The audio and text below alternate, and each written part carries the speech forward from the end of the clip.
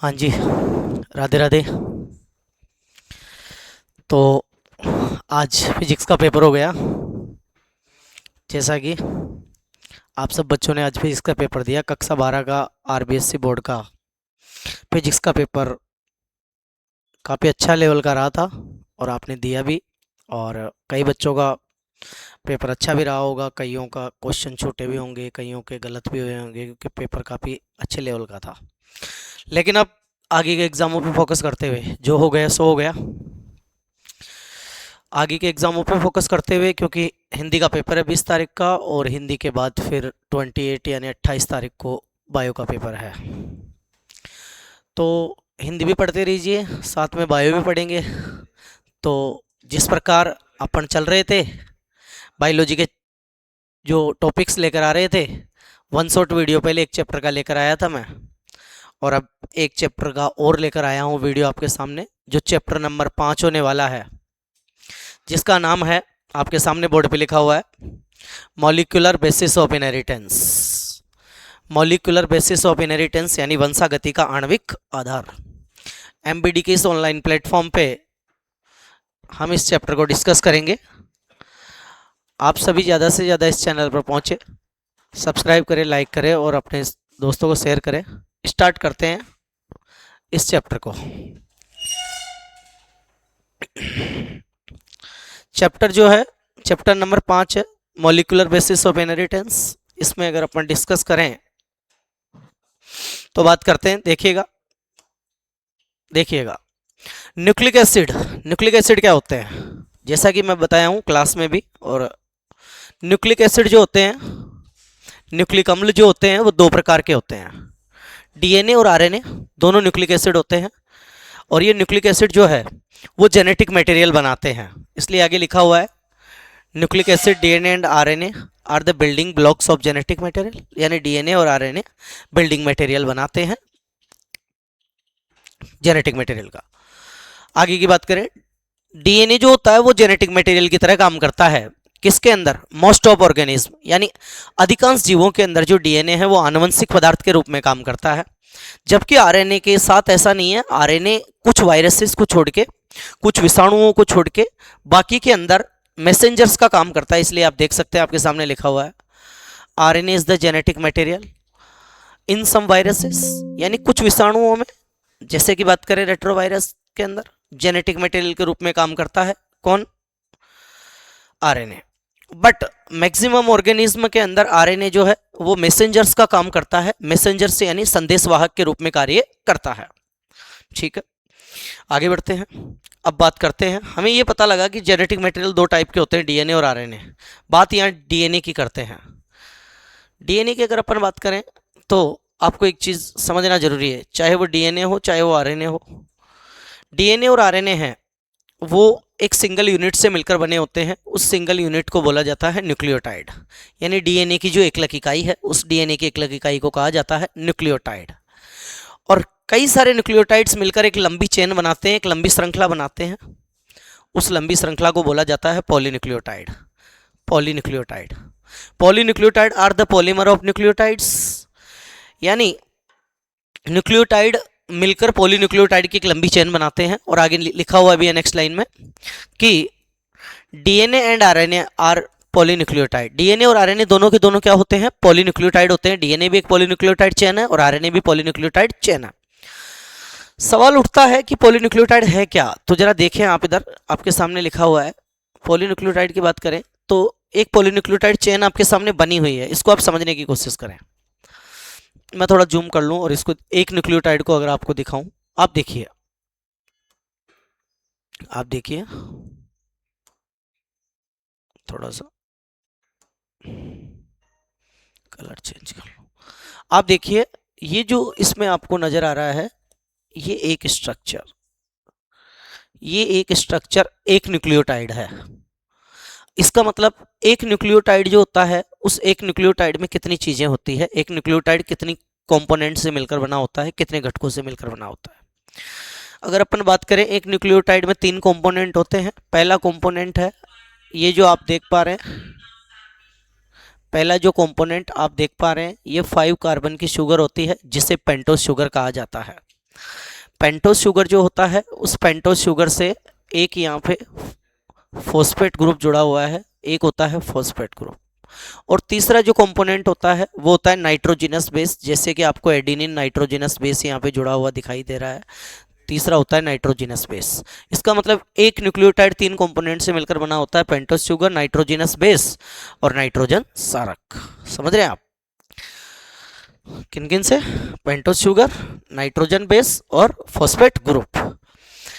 अगर अपन बात करें तो जो फॉस्फेट ग्रुप है वो फॉस्फेट ग्रुप पेंटोज शर्करा से, पेंटोज शुगर से एक बॉन्ड द्वारा जुड़ा होता है। इस बॉन्ड को बोला जाता है फॉस्फोडाइएस्टर बॉन्ड। ये जो बॉन्ड है, इस बॉन्ड को बोला जाता है फॉस्फोडाइएस्टर बॉन्ड। चल पाठ में भोलानाथ का वास्तविक नाम तारकेश्वर नाथ था, किंतु पिता उन्हें भोला। इसका मतलब पेंटोज शुगर और फॉस्फेट ग्रुप के बीच जो बॉन्ड पाया जाता है उसे बोला जाता है फॉस्फोडाइएस्टर बॉन्ड। ठीक इसी तरीके से पेंटोज शुगर और नाइट्रोजिनस बेस के बीच में एक बॉन्ड पाया जाता है जिसे बोला जाता है N glycoside bond, and N glycoside bond, N glycoside bond. इसका मतलब अपन को पता लगा एक न्यूक्लियोटाइड 3 कंपोनेंट से मिलकर बना होता है और उसमें कौन कौन से घटक होते हैं। आपके सामने इसके अंदर एक न्यूक्लियोटाइड के साथ यहाँ पे 4 न्यूक्लियोटाइड आपको बने हुए दिखाई दे रहे होंगे, क्योंकि हम देख रहे हैं यहाँ पे पॉलीन्यूक्लियोटाइड चेन है, पॉलीन्यूक्लियोटाइड। तो पॉलीन्यूक्लियोटाइड चेन में एक न्यूक्लियोटाइड ये हो गया यहाँ तक, दूसरा न्यूक्लियोटाइड ये हो गया, तीसरा न्यूक्लियोटाइड ये हो गया, चौथा न्यूक्लियोटाइड, और इसी तरीके से कंटिन्यू हो सकता है। 5, 6, 7 कितने भी न्यूक्लियोटाइड हो सकते हैं। तो ये जो 1, 2, 3, 4, 5 न्यूक्लियोटाइड मिलते हैं तब एक लंबी चेन बनाते हैं। उस लंबी चेन को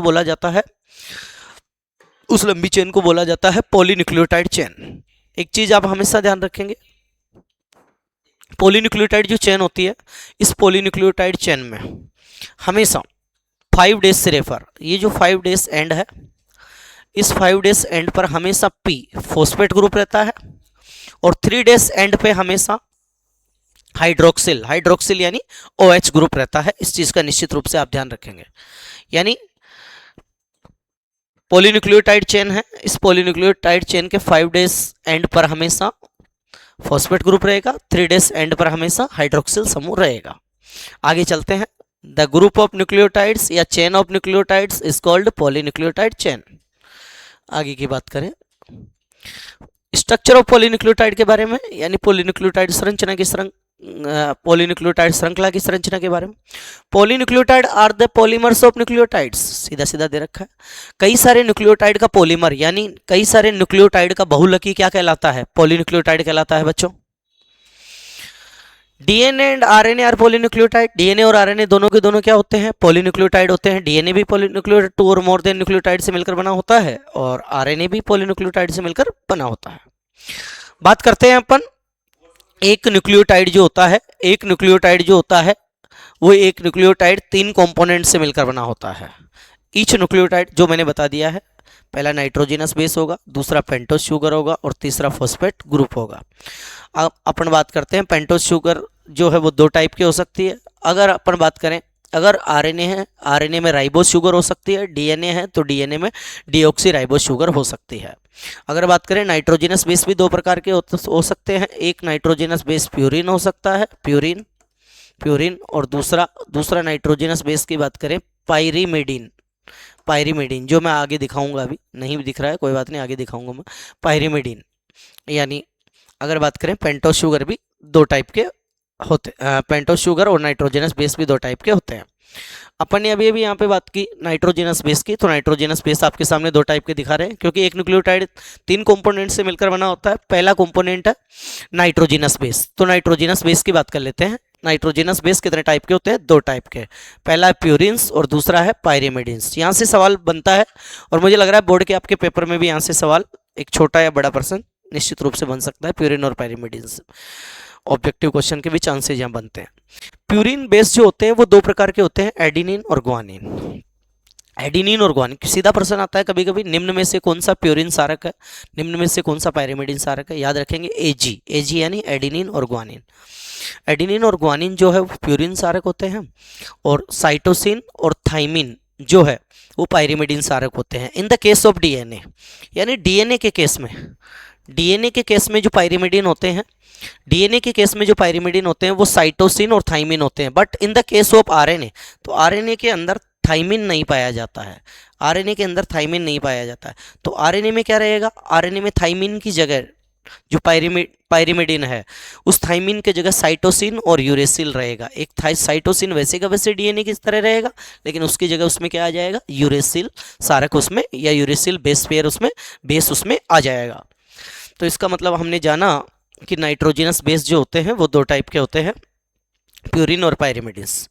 इस डायग्राम में आप देख भी रहे होंगे, ये जो प्यूरिन सारक है यहाँ दो रिंग बनी हुई है, दो रिंग। इसका मतलब ये जो प्यूरिन, एडिनिन और गुआनिन जो प्यूरिन सारक में आते हैं, ये by layer by ringed nitrogenous base होते हैं, यानी इनके अंदर टू रिंग पाई जाती है, दो वले पाई जाती है इसमें। लेकिन अगर बात करें अपन पायरिमिडीन में, तो पायरिमिडीन जो सारक होते हैं या बेस होते हैं वो सिंगल रिंग होते हैं, यानी इनमें एक ही वले पाई जाती है। आगे की बात करते हैं। ये बात मैंने बता दिया है कि डीएनए में थाइमिन के स्थान पर यूरेसिल पाया जाता है, डीएनए में थाइमिन के स्थान पर यूरेसिल पाया जाता है, ये बात मैंने आपको बता दी है। आगे चलते हैं साहब, देखिए भाई आगे, आगे की बात करें। ये चीज अपन ने पहले भी बताई थी, nitrogenous base linked to the pentose sugar, यानी नाइट्रोजिनस बेस, ये पेंटोज शुगर है पूरा का पूरा, ये पूरा, एक मिनट, एक ये जो पेंटोज शुगर है, ये जो पेंटोज शुगर है, इस पेंटोज शुगर से नाइट्रोजिनस बेस किसी बॉन्ड से जुड़ा रहेगा तो उस बॉन्ड का नाम होगा एन ग्लाइकोसिडिक बॉन्ड। अभी अभी बताया था मैंने, एन ग्लाइकोसिडिक बंध द्वारा नाइट्रोजन सारक और पेंटोज शुगर आपस में एक दूसरे से जुड़े हुए होते हैं। आगे चलते हैं, आगे की बात करते हैं। अब थोड़ा न्यूक्लियोसाइड के बारे में बात कर लेते हैं, क्योंकि न्यूक्लियोटाइड के बारे में भी हमने बात की थी, लेकिन इससे पहले एक टर्म आया न्यूक्लियोसाइड। और न्यूक्लियोसाइड किसे कहते हैं, तो जो यहीं लिखा हुआ है, ये जो पेंटोज शुगर है, इस वैसे हमको पता है न्यूक्लियोटाइड में 3 कंपोनेंट होते हैं, लेकिन न्यूक्लियोसाइड में 2 ही कंपोनेंट होते हैं। न्यूक्लियोसाइड के अंदर जो फॉस्फेट ग्रुप है वो नहीं होता, यानी नाइट्रोजिनस बेस तो होता है, और नाइट्रोजिनस बेस के साथ एन ग्लाइकोसिडिक बॉन्ड द्वारा पेंटोज शुगर भी जुड़ी होती है। ये 2 ही कंपोनेंट होते हैं, तीसरा कंपोनेंट जो फॉस्फेट ग्रुप है ये इसमें नहीं होता। इसका मतलब हम कहेंगे कि पेंटोज शुगर से एन ग्लाइकोसिडिक बंध द्वारा नाइट्रोजिनस बेस जुड़ जाते हैं, जिसके थ्रू एक स्ट्रक्चर फॉर्म होती है। उस स्ट्रक्चर को हम क्या बोलते हैं, न्यूक्लियोसाइड हम बोलते हैं। अगर अपन बात करें डीएनए और आरएनए, डीएनए और आरएनए के अंदर न्यूक्लियोसाइड जो होते हैं वो 4 प्रकार के होते हैं। डीएनए भी 4 न्यूक्लियोसाइड होते हैं और आरएनए में भी 4 न्यूक्लियोसाइड होते हैं। डिस्कस करते हैं डीएनए और आरएनए दोनों के न्यूक्लियोसाइड, डिस्कस करते हैं डीएनए और आरएनए दोनों के न्यूक्लियोसाइड। डीएनए के अंदर अगर बात करें तो डीएनए के अंदर पाया जाने वाला पहला न्यूक्लियोसाइड है डीऑक्सी एडिनोसिन। आरएनए के अंदर एडिनोसिन रहेगा उसकी जगह। डीऑक्सी क्यों लग रहा है यहाँ पे, क्योंकि डीएनए में डीऑक्सी शुगर पाई जाती है इसलिए। उसके बाद दूसरा जो न्यूक्लियोसाइड है वो रहेगा ग्वानोसिन। आरएनए के अंदर रहेगा, यहाँ डीएनए में रहेगा डीऑक्सी ग्वानोसिन और आरएनए में रहेगा ओनली ग्वानोसिन। उसके बाद डीएनए में अगला जो न्यूक्लियोसाइड है वो रहेगा डीऑक्सीसाइटिडिन, लेकिन ओनली आरएनए में रहेगा साइटिडिन। उसके बाद डीएनए के अंदर अगला नाइट्रोजिनस बेस रहेगा डीऑक्सीथाइमिडिन, बट आपको पता है आरएनए में थाइमिन नहीं होता, इसलिए यहाँ पे जो अगला न्यूक्लियोसाइड रहेगा वो रहेगा यूरिडीन। इसका मतलब यूरेसिल नाइट्रोजिनस बेस के पाए जाने के कारण आरएनए में यूरिडीन न्यूक्लियोसाइड हो गया, जबकि डीएनए में उसकी जगह डीऑक्सीथाइमिडिन। डीएनए में 4 न्यूक्लियोसाइड, आरएनए में भी 4 न्यूक्लियोसाइड पाए जाते हैं। न्यूक्लियोसाइड क्या होते हैं, मैंने अभी बताया, पेंटोज शुगर और नाइट्रोजिनस बेस एन ग्लाइकोसिडिक बंध द्वारा बाइंड होंगे और एक स्ट्रक्चर फॉर्म करेंगे। उस स्ट्रक्चर को बताइए बच्चों क्या कहा जाएगा, उसी को कहा जाएगा न्यूक्लियोसाइड। आगे की बात करें, पॉलीन्यूक्लियोटाइड चेन, ये बताया हुआ है जो मैंने पहले ही बता दिया। Nitrogenous base plus pentose sugar plus phosphate group तीनों मिलकर बनाएंगे न्यूक्लियोटाइड। और इधर ये जो न्यूक्लियोटाइड है उसका एक डायग्राम दे रखा है। ये इधर हो गया नाइट्रोजिनस बेस, बीच में हो गई पेंटोज शुगर और ये हो गया फॉस्फेट ग्रुप। तीनों कंपोनेंट मिलकर बताइए क्या बनाए, तीनों ने बनाया न्यूक्लियोटाइड। आगे की बात करते हैं।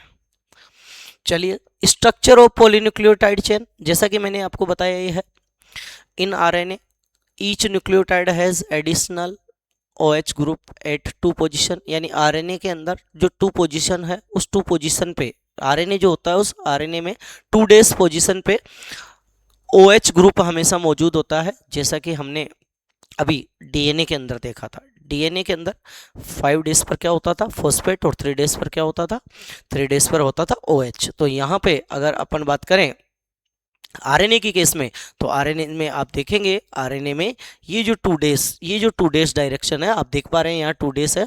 इस 2 डेज के एंड पर बताओ कौन सा रहेगा, हाइड्रोक्सिल ग्रुप रहेगा, OH ग्रुप रहेगा। ध्यान रखना है बस, एक सिंगल लाइन में एक छोटा क्वेश्चन बन सकता है कि आरएनए में 2 डेज डायरेक्शन पे क्या होता है। ये हेल्पफुल होगा ये वीडियो आपको बोर्ड एग्जाम में।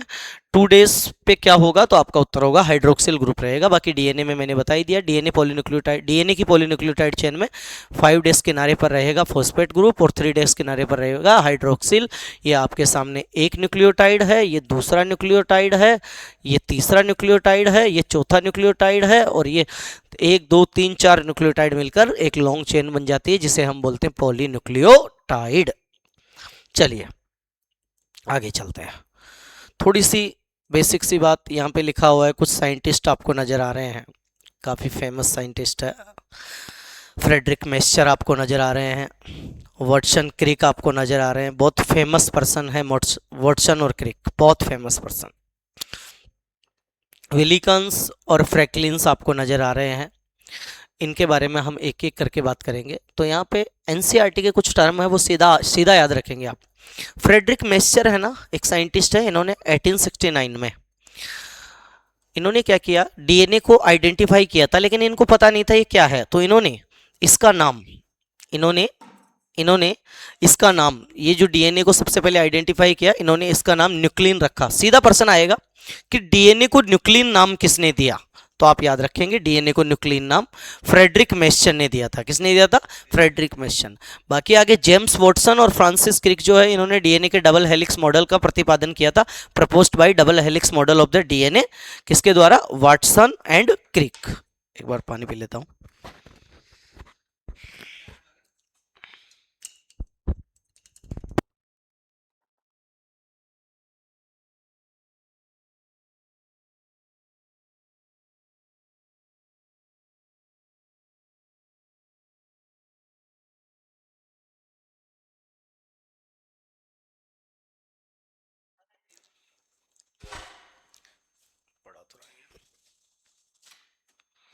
चलिए आगे बात करते हैं।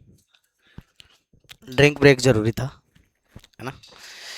आगे बात करते हैं अपन, डबल हेलिक्स मॉडल किसने दिया, वाटसन और क्रिक ने दिया। अपन रोज बात करेंगे क्योंकि अब एग्जाम नज़दीक है, और अपन रोज वीडियो लेकर आएंगे, क्योंकि आप रेगुलरली देखेंगे तो आपका रिवीजन काफ़ी अच्छे से रहेगा। शाम को इस वीडियो को देखेंगे आपका बहुत अच्छे से, और मैं वही चैप्टर लेके आऊँगा जो 12th क्लास में बच्चों को अक्सर लगता है कि टफ हैं, या फिर जिनको सबसे ज़्यादा मार्क्स के जो होते हैं, जिनको बच्चों को लगता है कि इनको पढ़ने में सबसे बड़ी समस्या, उन्हीं की बात। डबल हेलिक्स मॉडल की बात करें, double helix model Watson Crick ने दिया है।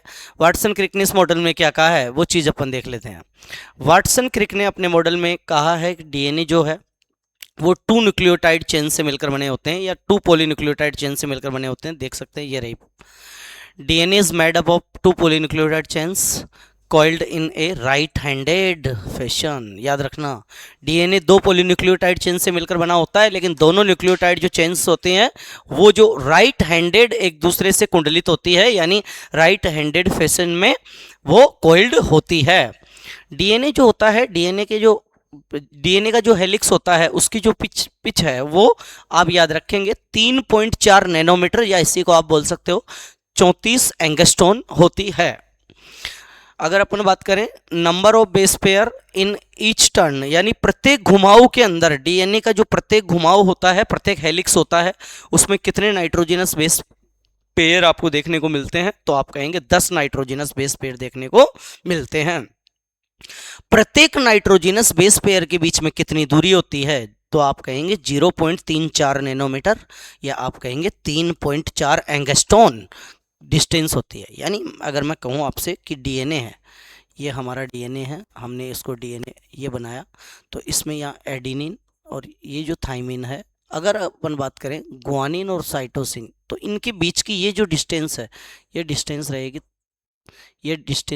0.34 नैनोमीटर। ध्यान रखें, एक नाइट्रोजिनस बेस पेयर की दूसरे नाइट्रोजिनस बेस पेयर से डिस्टेंस कितनी रहेगी? 0.34 नैनोमीटर या फिर 3.4 एंगस्ट्रॉन। आगे चलते हैं, double helix model of DNA में फिर आगे बात करें, फीचर्स चल रहे हैं डीएनए की द्वितीयक मॉडल या डबल हेलिक्स मॉडल या वाटसन क्रिक के फीचर्स चल रहे हैं, विशेषताएं चल रही है। वाटसन क्रिक के मॉडल में ही अगली विशेषता है backbone of DNA is formed of sugar and phosphate group. ध्यान रखना, इंपॉर्टेंट बात है, जो डीएनए होता है इस डीएनए की आधार काय, बैकबोन जो है, आधार काय का निर्माण दो चीजों से होता है, एक पेंटोज शुगर और एक फॉस्फेट ग्रुप, जबकि नाइट्रोजिनस बेस पेयर जो होते हैं वो इसके बीच में पड़े रहते हैं। देख सकते हैं आप डायग्राम में, आपको नजर आएंगे इजीली।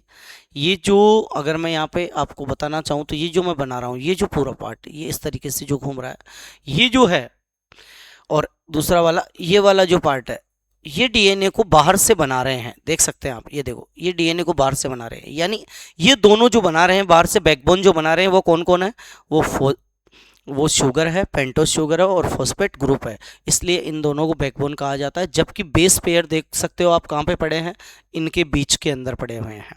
इसका मतलब डीएनए की बैकबोन आधार का कौन बनाता है? पेंटोज शुगर और फॉस्फेट ग्रुप। आगे की बात करें, उसके बाद आगे की बात करते हैं, the chains have anti parallel polarity. DNA की जो दोनों चेन्स होती है उनकी जो पोलैरिटी एंटी पैरेलल होती है, यानी एक दूसरे के प्रतिध्रुवणता रखती है। प्रतिध्रुवणता कैसे? एक चेन की डायरेक्शन 5 डेज से 3 डेज है, तो दूसरी चेन की डायरेक्शन 3 डेज से 5 डेज होगी, यानी एक दूसरे के विपरीत होगी। देखो जैसे अपन इस डायग्राम में देख सकते हैं कि ये जो एक चेन है पॉलीन्यूक्लियोटाइड, इस चेन की डायरेक्शन 3 डेज से 5 डेज है, तो फिर दूसरी की इसके अपोजिट होगी। आप देख सकते हैं दूसरी की 5 डेज से 3 डेज, एक दूसरे की एंटी पोलैरिटी हो गई, यानी प्रतिध्रुवणता हो गई। ये देख, एक की 5 डेज से 3 डेज तो दूसरी की 3 डेज से 5 डेज। चलिए आगे चलते हैं। अगर अपन बात करें डीएनए के अंदर जो नाइट्रोजनस बेस पेयर्ड होते हैं वो आपस में कौन से बॉन्ड द्वारा अटैच होते हैं? हाइड्रोजन बॉन्ड द्वारा जुड़े होते हैं। यानी अगर अपन बात करें ये एडिनिन थाइमिन से जुड़ा रहेगा, तो एडिनिन और थाइमिन के बीच में ये जो बॉन्ड रहेगा, बताइए कौन सा बॉन्ड रहेगा? हाइड्रोजन बॉन्ड रहेगा। और इसमें भी आप आगे बात कर सकते हो, एडिनिन और थाइमिन आपस में जुड़े रहते हैं तो वो 2 हाइड्रोजन बॉन्ड से जुड़े रहते हैं, और साइटोसिन और ग्वासिन अगर आपस में जुड़े रहते हैं तो वो कितने हाइड्रोजन बॉन्ड से जुड़े रहते हैं? 3 हाइड्रोजन बॉन्ड से आपस में जुड़े हुए होते हैं। इसका मतलब एडिनिन और थाइमिन 2 हाइड्रोजन से और साइटोसिन और ग्वानिन 3 हाइड्रोजन बॉन्ड से जुड़े होते हैं। और एक चीज़ आप हमेशा ध्यान रखेंगे, एडिनिन के सामने हमेशा थाइमिन होता है और ग्वानिन के सामने हमेशा साइटोसिन होता है in the case of DNA. But RNA के अंदर अगर बात करें तो आरएनए के अंदर एडिनिन के सामने बॉन्ड तो डबल ही रहेगा, लेकिन नाइट्रोजनस बेस कौन सा रहेगा? यूरेसिल। चलिए आगे चलते हैं। चलिए, डबल हेलिक्स मॉडल डीएनए का वही बैकबोन शुगर वही चीज़ें हैं जो मैंने आपको बताई है। चलिए आगे चलते हैं। वॉटसन का डबल हेलिक्स मॉडल कंप्लीट हो गया है, द्विरज्जुकीय मॉडल वॉटसन का कंप्लीट हो गया है। और आगे एक रूल दे रखा है, इरविन चारगाप की बात करें, एक साइंटिस्ट है जिसका नाम है Erwin Chargaff, rules of Erwin Chargaff. Erwin Chargaff के रूल की बात करें तो इरविन चारगाप साहब कहते हैं कि डीएनए के अंदर एडिनिन के इक्वल थाइमिन होते हैं और ग्वानिन के इक्वल साइटोसिन होते हैं, यानी जितने एडिनिन होंगे डीएनए में उतने ही थाइमिन होंगे, जितने ग्वानिन होंगे उतने ही साइटोसिन होंगे। इसलिए A plus G equals T plus C, यानी एडिनिन और ग्वानिन को जोड़ो और थाइमिन और साइटोसिन को जब जोड़ा जाता है तो इनका मान दोनों का बराबर आता है। इसको हम इस तरीके से भी लिख सकते हैं, एडिनिन प्लस ग्वानिन बटे थाइमिन प्लस साइटोसिन इक्वल्स क्या आएगा 1, क्योंकि जितने एडिनिन रहेंगे उतने ही ग्वानिन रहेंगे, जितने थाइमिन रहेंगे उतने ही साइटोसिन रहेंगे, तो इक्वल्स 1 यहाँ पे आप देख सकते हो। यानी इरविन चार्गाफ कहते हैं जितने डीएनए में एडिनिन रहेंगे उतने थाइमिन रहेंगे, जितने थाइमिन रहेंगे उतने ही ग्वानिन रहेंगे। कुछ बेसिक पॉइंट्स ये आप ध्यान रखेंगे, ये याद करने वाले हैं। यहाँ लिखा हुआ है कि जो बैक्टीरियोफेज होता है, इस बैक्टीरियोफेज में नंबर ऑफ न्यूक्लियोटाइड कितना होता है, तो आप बात करेंगे 5386 न्यूक्लियोटाइड किसके अंदर होते हैं, बैक्टीरियोफेज के अंदर होते हैं। उसके बाद लैम्बडा बैक्टीरियोफेज जो होता है, उस लैम्बडा बैक्टीरियोफेज के अंदर न्यूक्लियोटाइड्स नाइट्रोजिनस बेस पेयर का जो नंबर है वो होता है 48,502 किसमें, लैम्बडा बैक्टीरियोफेज में। उसके बाद आगे बात करें इकोलाई के अंदर नाइट्रोजिनस बेस पेयर का नंबर कितना रहता है 4.6 × 10⁶ बेस पेयर। अगर बात करें इंपॉर्टेंट है ह्यूमन के लिए, ह्यूमन की जो हैप्लॉइड, डिप्लॉइड नहीं हैप्लॉइड यानी एन, ह्यूमन की जो हैप्लॉइड सेल होती है उसमें जो डीएनए है वो कितना होता है 3.3 10⁹ बेस पेयर होते हैं। ये बात भी आप ध्यान रखेंगे। आगे की तरफ चलते हैं।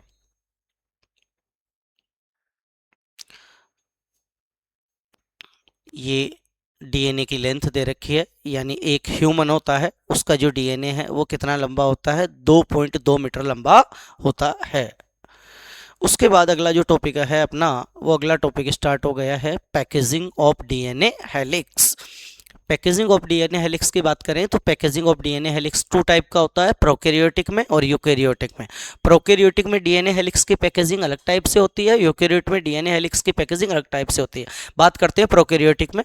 प्रोकैरियोटिक जीवों की बात करें, प्रोकैरियोटिक जैसे इकोलाई के अंदर डीएनए हेलिक्स की जो पैकेजिंग है वो किस फॉर्म में होती है, तो एक टाइप न्यूक्लियोइड के फॉर्म में, हिंदी में बोलते हैं केंद्राकाप के रूप में। होता क्या है केंद्राकाप, सीधी अपन बात करें तो एक्चुअल में प्रोकैरियोट के अंदर क्या होता है, पॉजिटिवली चार्ज प्रोटीन होता है। इस पॉजिटिवली चार्ज प्रोटीन के चारों ओर नेगेटिवली चार्ज डीएनए क्या हो जाता है, इरोप्ट हो जाता है, यानी लिपट जाता है, और इसके चारों ओर लिपटकर एक स्ट्रक्चर बनाता है जिसे हम क्या कहते हैं, न्यूक्लियोइड कहते हैं। इसलिए यहाँ लिखा हुआ है DNA is created through the cell, DNA is negatively charge, DNA negative charge होता है, सो इट इज हेल्ड यानी इससे लिपटकर विथ सम पॉजिटिवली चार्ज, यानी कुछ धनात्मक आवेशित प्रोटीन से लिपटकर एक संरचना बनाते हैं जिसे क्या कहा जाता है, न्यूक्लियोइड कहा जाता है। ये देखिए आपको ये एक बैक्टीरिया का डायग्राम है, क्योंकि प्रोकैरियोटिक सेल है बैक्टीरिया की। इस बैक्टीरिया के अंदर ये यहाँ पे आप देख सकते हैं, ये वाइट स्ट्रक्चर्स आपको नजर आ रही है, इनके चारों ओर डीएनए लिपट रहे हैं, यानी कौन सी फॉर्म में, न्यूक्लियोइड के फॉर्म में आपको नजर आ रहा है। तो इसका मतलब प्रोकैरियोटिक में किस फॉर्म में होता है, न्यूक्लियोइड के फॉर्म में होता है। अब यूकैरियोटिक में और बात कर लेते हैं। यूकैरियोटिक की बात करें तो यूकैरियोटिक के अंदर बात करें तो यूकैरियोटिक में डीएनए हेलिक्स की जो पैकेजिंग है वो किस फॉर्म में होती है, बहुत इंपॉर्टेंट बात है। यूकैरियोटिक में डीएनए हेलिक्स की जो पैकेजिंग है वो न्यूक्लियोसोम के फॉर्म में होती है, न्यूक्लियोसोम के रूप में होती है। और न्यूक्लियोसोम क्या होता है, न्यूक्लियोसोम हिस्टोन ऑक्टोमर, यानी एक प्रोटीन होता है यूकैरियोटिक सेल्स के अंदर, उस प्रोटीन को, पॉजिटिवली चार्ज प्रोटीन को क्या कहा जाता है, हिस्टोन प्रोटीन कहा जाता है। और इस हिस्टोन प्रोटीन के 8 मॉलिक्यूल कंबाइंड होकर एक स्ट्रक्चर बनाते हैं जिसे हिस्टोन ऑक्टोमर कहते हैं। आप देख सकते हैं ये आपको हिस्टोन ऑक्टोमर नजर आ रहा है, ये हिस्टोन ऑक्टोमर नजर आ रहा है। और इस हिस्टोन ऑक्टोमर के यानी हिस्टोन प्रोटीन के 8 मॉलिक्यूल के चारों ओर नेगेटिवली चार्ज्ड डीएनए, क्योंकि हिस्टोन प्रोटीन पॉजिटिव हो गए, इसके चारों ओर नेगेटिवली चार्ज्ड डीएनए लिपटकर इरोप्ट होकर एक स्ट्रक्चर फॉर्म करते हैं। उस स्ट्रक्चर को क्या कहा जाता है, उसको कहा जाता है उसको कहा जाता है न्यूक्लियोसोम कहा जाता है, उसको न्यूक्लियोसोम कहा जाता है। इसका मतलब यूकैरियोटिक में डीएनए हेलिक्स की पैकेजिंग किस फॉर्म में होती है, न्यूक्लियोसोम के रूप में होती है। इसी में साथ में आप ध्यान रखेंगे लिखा हुआ है हिस्टोन प्रोटीन होता है, उस हिस्टोन प्रोटीन में पॉजिटिवली चार्ज की जो मात्रा है या उसका जो लेवल है वो डिपेंड करता है किस पे, 2 प्रोटीन्स पे। एक प्रोटीन है 2 अमाइनो एसिड पे, एक अमाइनो एसिड है लाइसिन और दूसरा है आर्जिनिन। इसका मतलब histone are the rich positive charged basic amino acid reduced, कौन, लाइसिन और आर्जिनिन, यानी आर्जिन और लाइसिनिन जो है वो क्या करते हैं, पॉजिटिवली चार्ज की मात्रा को कम करते हैं या ज़्यादा करते हैं। आगे की बात करते हैं। तो यूकैरियोटिक में डीएनए हेलिक्स की जो पैकेजिंग है वो किस फॉर्म में होती है, न्यूक्लियोसोम के फॉर्म में होती है। उसके बाद बात करें, एक जो न्यूक्लियोसोम होता है बच्चों, आप देख सकते हैं इस डायग्राम में, एक जो न्यूक्लियोसोम होता है बच्चों, इसमें आप देख सकते हैं ये एक हिस्टोन ऑक्टोमर है और इस हिस्टोन ऑक्टोमर के चारों ओर ये नेगेटिवली चार्ज डीएनए इरोप्ट हो रहा है और स्ट्रक्चर फॉर्म कर रहा है न्यूक्लियोसोम। एक जो न्यूक्लियोसोम होता है, एक न्यूक्लियोसोम में कितने बेस पेयर होते हैं, तो 200 बेस पेयर होते हैं एक न्यूक्लियोसोम में, आप ध्यान रखेंगे एक न्यूक्लियोसोम में 200 बेस पेयर होते हैं।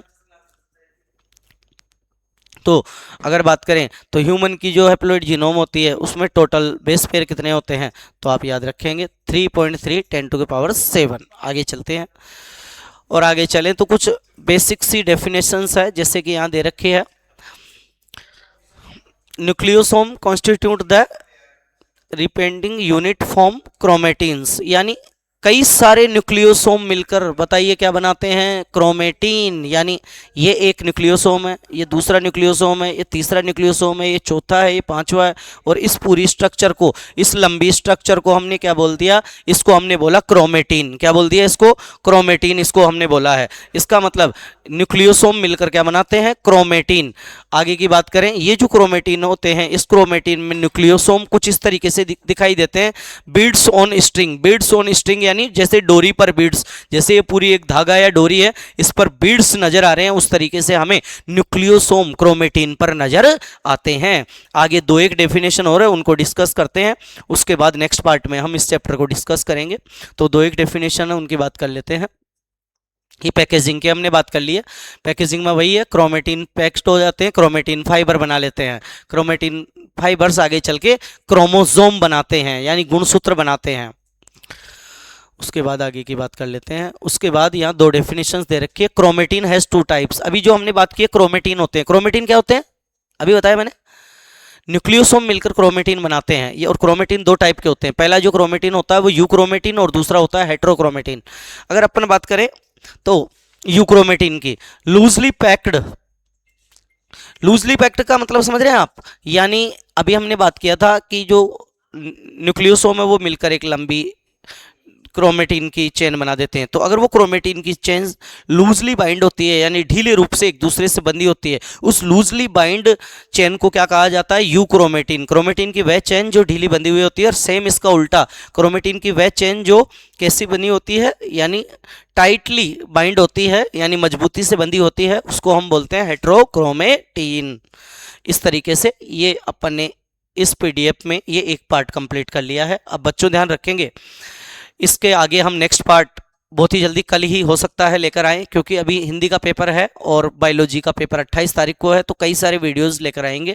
आप इन वीडियोस को देखेंगे तो आपको बहुत फ़ायदा मिलेगा, इसलिए रेगुलरली एमबीडी के चैनल पर आप विजिट करें। फिजिक्स, केमिस्ट्री, बायोलॉजी और मैथमेटिक्स के भी वीडियो यहाँ अवेलेबल है, तो अपने फ्रेंड्स और सबको बताएँ। चैनल को सब्सक्राइब करें, लाइक करें, शेयर करें।